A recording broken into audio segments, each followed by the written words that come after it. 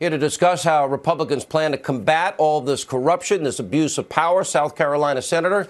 That's Lindsey Graham. Senator, I just went over and I reread the IG report, 568 pages, 868 mentions of McCabe, 581 mentions of Strzok, 358 mentions of Page. They looked into this issue of collusion for 9 months. We have testimony from Page, Comey, and others that they had nothing. And that's in May when they appointed the special counsel. What is your reaction to invoking the 25th Amendment, taping the president, using Hillary's bought and paid for dossier and lying to FISA court judges and applications? Well, it's one of the most significant moments in American history, if it's true. You had the acting head of the FBI talking to the Deputy Attorney General about replacing the president. So what I'll do, oversight is part of my job. We do have checks and balances, so the Congress will watch those who watch us. I'll try to find out who was in these meetings and talk to all of them and figure out who's lying, because somebody's lying. Well, so this is within your jurisdiction. You are going to be able to do a deep dive. When you look at Christopher Steele does this dossier, Hillary Clinton funnels money to a law firm, to an op research group, hires Steele.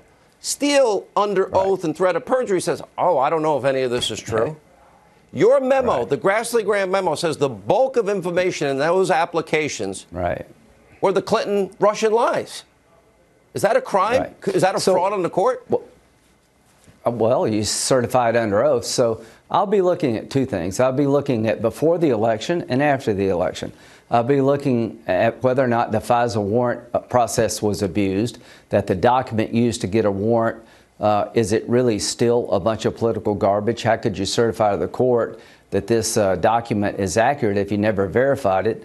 I'd be looking as to whether or not the counterintelligence investigation was actually a backdoor way to get into the Trump campaign, and the real motive was to take the campaign down and to bring criminal charges. Counterintelligence investigations, Sean's, are designed to protect the target, which was the Trump campaign, against foreign influence. They didn't act that way. They acted as if they were out to get Trump. Do you agree with me that Hillary Clinton committed felonies, top secret classified information, a violation of the Espionage Act? You're a great lawyer. If I hired you and I was being charged with obstruction for deleting 33,000 subpoenaed emails, acid washing my hard drive, busting up my devices with hammers, do you think you can keep me out of jail? Because as great as you might be as a lawyer, you, Trey Gowdy, Dershowitz, Greg Jarrett, I don't think you can, Geneva, you guys can't keep me out of jail for that, could you? Well, let's put it this way. If you're at home, don't do what she did, because I doubt if you'll have the same outcome. Don't do this at home. The bottom line is, the techniques they used in her investigation, compare that to what they've done in the Trump investigation. If you really want Trump to lose, how can you charge her? So I've always believed that the reason she wasn't charged as much as anything else is that the people investigating her wanted Trump to lose. Now, I don't know if that's true or not, but that's what we're going to look at. It sure sounds that way. Now, so you can fire Comey for any reason. How do we know? James Comey admitted that. So look at Rod Rosenstein. He's the one that recommended firing Comey. He signed the last FISA application, the third renewal, the fourth one in total. He is that we have McCabe, who, well, the IG report says lied 5 times. Do we believe McCabe or do we believe Rosenstein? Because one of them's lying, correct? Absolutely. But let's get back to the warrant, the FISA warrant process. The only reason a warrant was issued was because of the dossier. The dossier was prepared by a foreign agent paid for by the Democratic Party, and Comey gave the dossier to the president after he was elected, saying, you need to know about this. We can't prove any of it. We just want you to know. That's the same document they used to give to the court, swearing under oath it was reliable.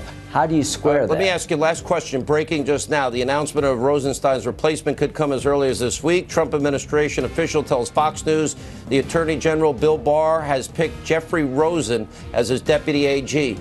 Quick reaction. We got to go. I don't know if it's true, but that would be a good pick. And this investigation is just beginning. We'll get to the bottom of it, I promise. Senator, you and the Attorney General, if we're going to have equal justice under the law, if we're going to have equal application, and we're going to have a constitution, you guys need to get to the bottom of this. A big responsibility on both your shoulders.